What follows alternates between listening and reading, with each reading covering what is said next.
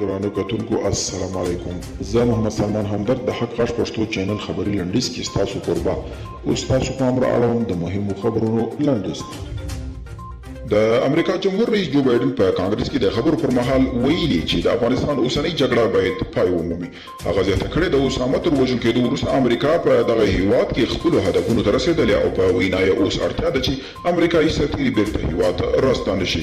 ایران له خپل اړخه د اسلام کلا بندر تړلی دی. د هرات ولایت چارواکي وایي چې د کرونا وبا د ډېرېدو له امله ایران د اسلام کلا بندر سرحدي پوله د تګ راتګ پر مخ تړلې ده. دوی وایي د دواړو هیوادونو ترمنځ به د ترانسپورتي او ټرانزیټي فعالیتونه دوام لري.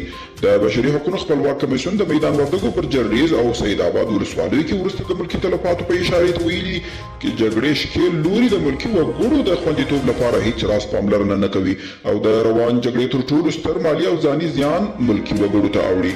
او د امریکا د وسلوالو ځواکونو لوی درستیز ویلي چې له افغانستان څخه د امریکایي سرتیرو تر وتلو وروسته ګرانه ده چې د دغه هیواد د برخلیک په اړه وړاندوینه وشي.